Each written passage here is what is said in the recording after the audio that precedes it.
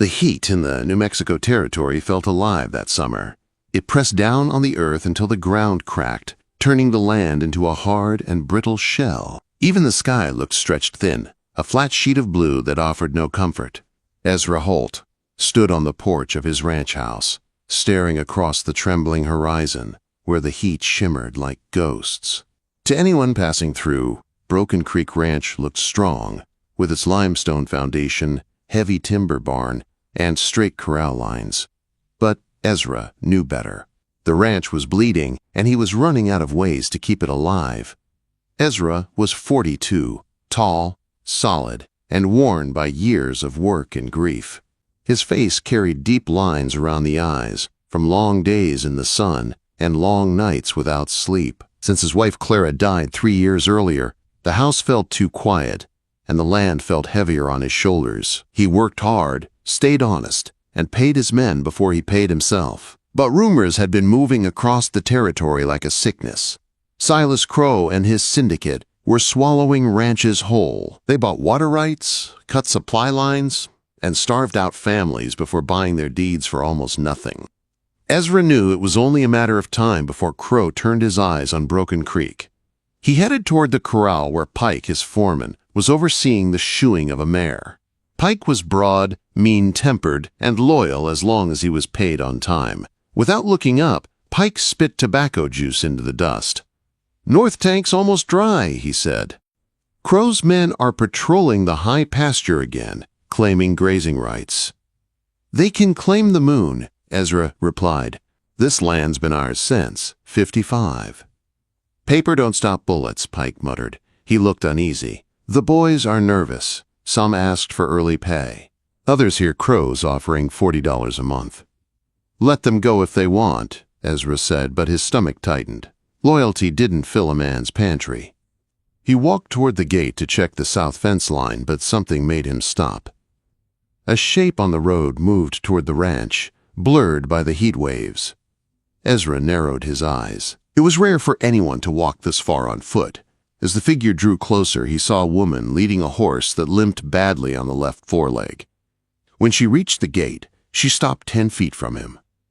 She was Mexican-American, maybe 30 years old, small but strong, with dark eyes sharp enough to read danger before it arrived. Dust coated her skirt and oversized shirt.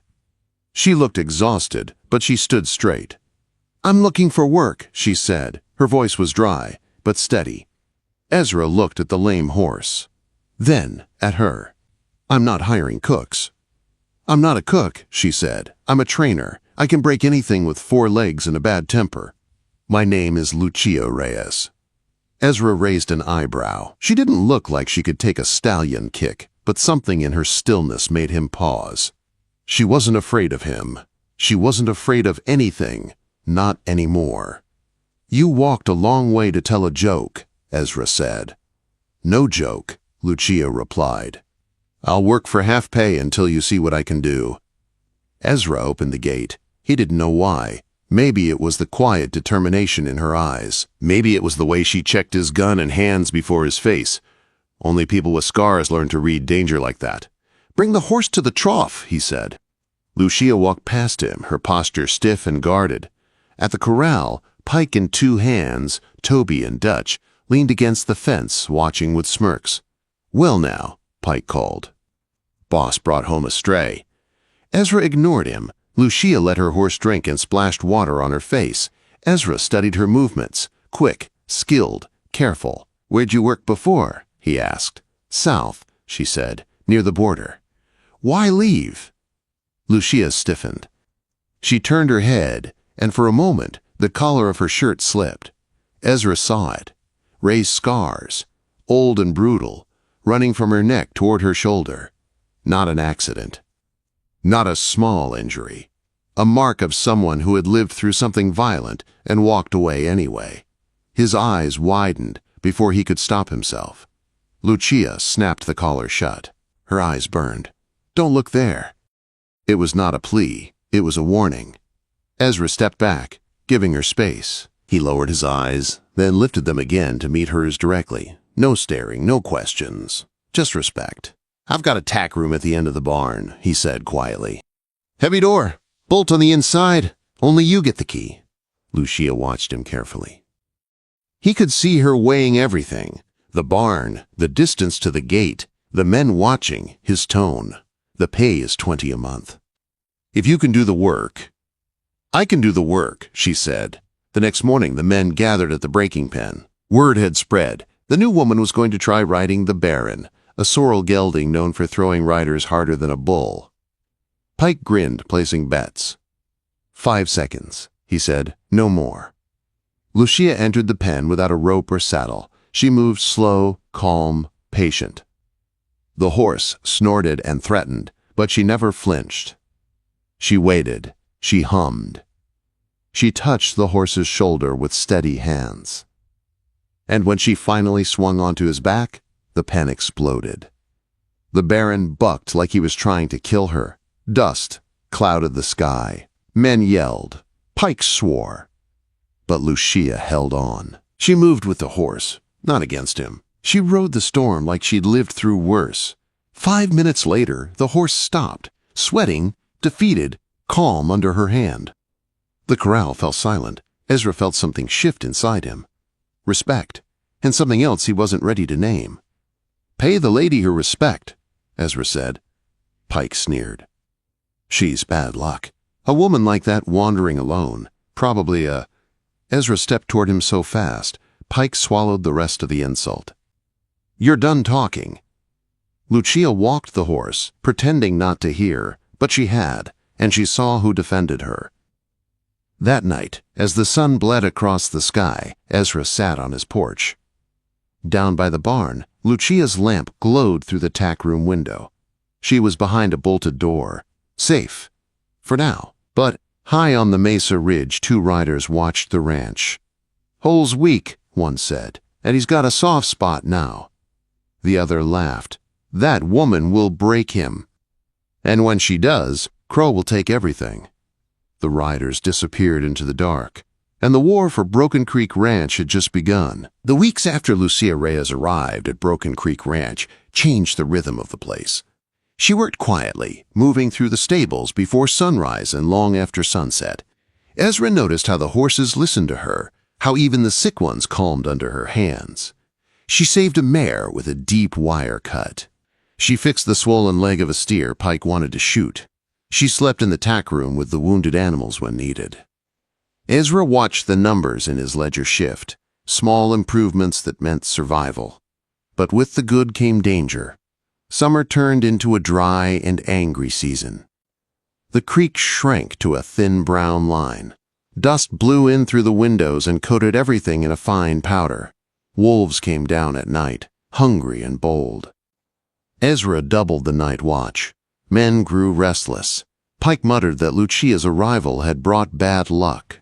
Ezra ignored him, but the pressure was building. One afternoon, Ezra and Lucia rode out to check a windmill on the North Range. The air was still and heavy. Suddenly the wind died. The silence wrapped around them, unnatural and frightening. Lucia looked north. A massive wall of dark dust rose into the sky like a mountain made of earth. "Dust storm," Ezra said. They raced across the range to push the scattered cattle into a narrow box canyon. The storm hit with the force of a hammer. Sand slammed against their bodies, stinging their skin. The sky turned black. They couldn't see their own horses' heads. The herd panicked, but Ezra and Lucia fought through the darkness, driving the cattle into shelter. When the worst of the wind passed, they realized they were miles from home and visibility was nearly zero. "We can't make it back," Ezra shouted. "Line shack!" "Half a mile east." They rode blind through the swirling grit until the small shack appeared like a gravestone in the storm. They pushed the horses inside the lean-to, covered their nostrils, then forced their way into the shack and barred the door. Inside, the silence was sharp. Dust coated their clothes. The shack was barely big enough for 2 people. A lantern flickered, casting long shadows on the walls. Ezra checked the water barrel, then lowered himself to the floor, coughing. Lucia sat across from him, her posture tense. She did not remove her boots. She did not relax. The storm outside felt safer to her than an enclosed room with a man she did not fully trust yet. Ezra took a sip of water and passed her the canteen. "You ride well," he said. She looked at him. "Better than Pike," she answered. Ezra gave a dry laugh. "Not hard to do." Silence settled again. It wasn't uncomfortable, but it was heavy. Ezra found himself speaking words he had kept buried for years. "My wife loved storms," he said quietly. "She said they washed the world clean." Lucia listened. She did not interrupt. She waited. "She died in the fever," Ezra said. "I survived. I don't know why." Lucia stared at the lantern. Her voice softened, but her words were sharp. "It is not math. It is luck, and luck is cruel." Ezra looked at her scars, hidden beneath cloth and shadow. "You have had your share of it," he said. Lucia did not deny it. Instead, she told him the truth she had never spoken at the ranch. About her father's land near the border. About a man who had used the law to take everything. About the sheriff who wasn't a sheriff. About the house that was burned, her brothers killed, her father gunned down. She told him about Don Armando, a man who offered safety but chained her to his home. She told him how she escaped, on foot, half dead, swearing never to let another man decide her fate. Ezra's hands tightened on his knees. He looked at her with a mixture of sorrow and fury. Fury at the world that hurt her, sorrow that he could not change the past. "You're safe here," he said. Lucia looked at him with eyes that had learned to see lies. But she did not look away. "Safety is a promise men make when the walls are still standing," she said. "But walls fall." Ezra did not argue, he understood. The night grew colder. The only blanket in the shack was thin and small. Ezra held it out. "We have to share," he said, "for warmth." Lucia hesitated. Then she nodded. They sat side by side on the floor, backs against the wall, the blanket draped over both their shoulders. They did not touch, but the heat of their bodies filled the small distance between them. Ezra could smell the sage in her hair. Lucia could hear the steady strength of his breathing. Neither slept well, but neither slept alone. The storm ended by morning. They rode back to the ranch in silence, but something between them had shifted.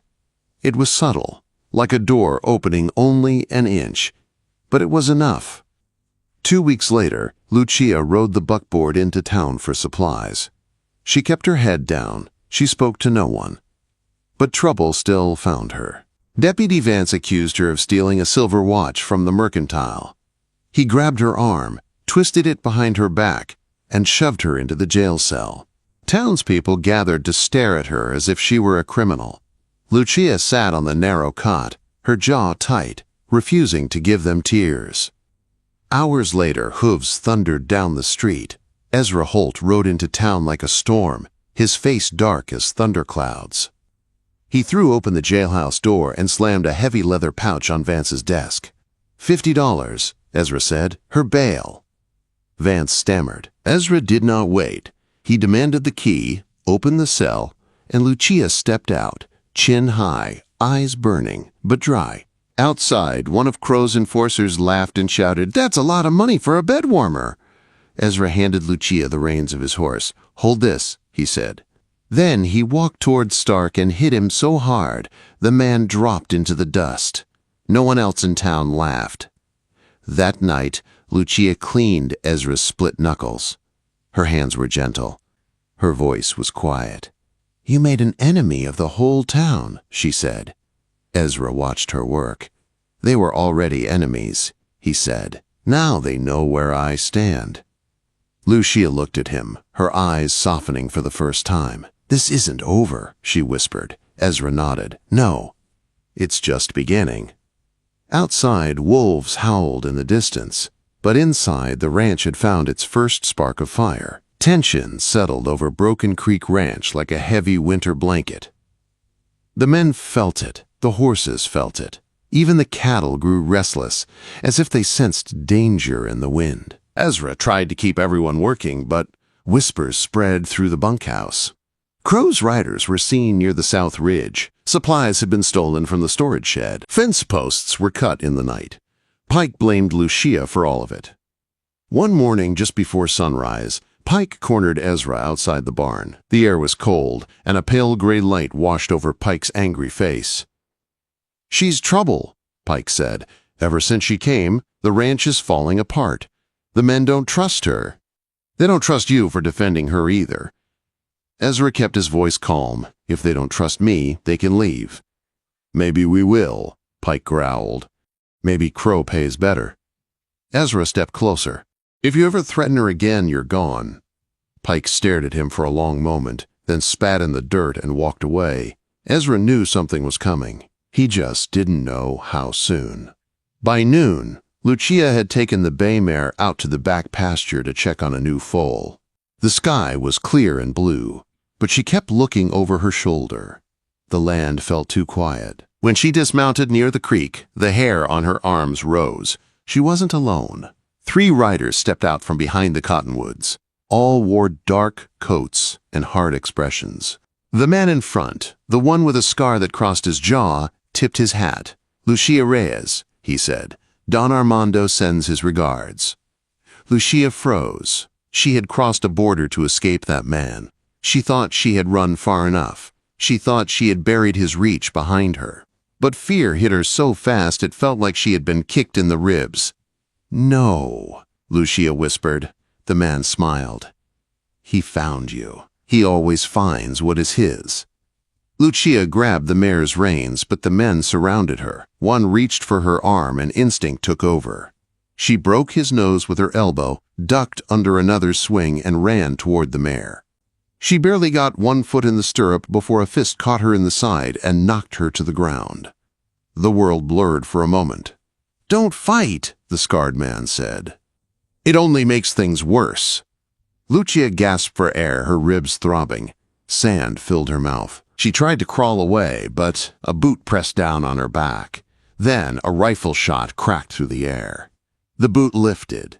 The men spun around. Ezra rode toward them at full gallop, his face carved with fury. Dust billowed behind him. He fired again, hitting the ground inches from the scarred man's feet. The riders scrambled for cover. Ezra jumped from his horse before it even stopped. He stood over Lucia, aiming the rifle at the men. "Leave," he said. "Now." "She belongs to Don Armando," the scarred man hissed. "She belongs to no man," Ezra said. The riders hesitated, then mounted up and retreated toward the ridge. Before leaving, the scarred man pointed at Ezra. "You just signed your own death." Ezra didn't lower the rifle until they disappeared. When the danger passed, he knelt beside Lucia. Her breath was shaky. Blood stained her shirt where the boot had crushed her ribs. "You found me," she said, her voice thin. Ezra brushed dirt from her cheek. "Always." He lifted her gently onto his horse and rode back to the ranch. She leaned against his chest, her pain sharp but her fear fading. She wasn't alone anymore. When they reached the barn, Toby helped carry her inside. Pike watched from the doorway, arms crossed, expression unreadable. Ezra asked Toby to fetch bandages. Lucia refused to lie down until she could breathe again. Ezra knelt beside her. "You're safe here," he said. Lucia shook her head. "No one is safe if Don Armando wants them. You should send me away." Ezra looked at her, his jaw tight. "I'm not losing you." Her eyes softened. She placed her hand over his. "You don't know what you're risking." "I know enough," Ezra said. Before she could answer, the church bell in town rang out, loud and frantic. "A warning!" Toby rushed in. "Boss, riders coming from the ridge. A lot of them. Crow's men.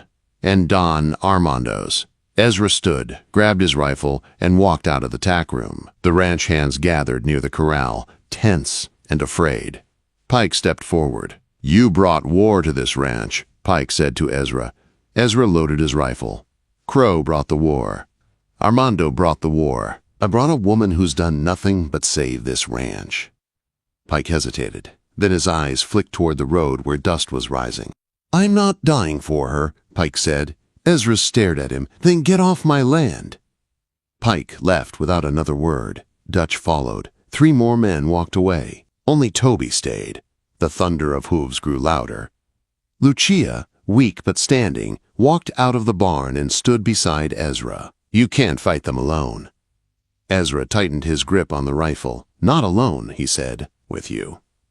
But before the enemy reached the gate, something unexpected happened.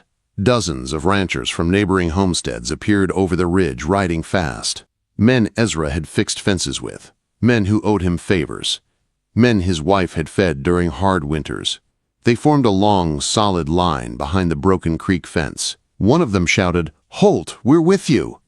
Ezra looked at Lucia, her eyes filled with something she had not felt in years. Hope. Crow's riders slowed. Don Armando's men hesitated. They were not expecting a small army. The standoff lasted forever. Then the scarred man cursed, turned his horse, and led the men away. The moment they vanished, the ranchers cheered. Toby shouted. Ezra let out a long breath. His knees almost buckled. Lucia stepped close, her hand brushing his cheek. "You didn't just save me," she whispered. "You saved my life." Ezra looked at her the same way he looked at a sunrise after years of darkness. "Stay," he said. "Stay here, with me." Lucia placed her hand over his heart, feeling the steady strength inside him. "I'll stay," she whispered. "I finally found a place where I'm not running." The danger was not gone forever. Don Armando would rise again, but for now Broken Creek Ranch stood strong. And for the first time in years, Ezra Holt did not face the world alone.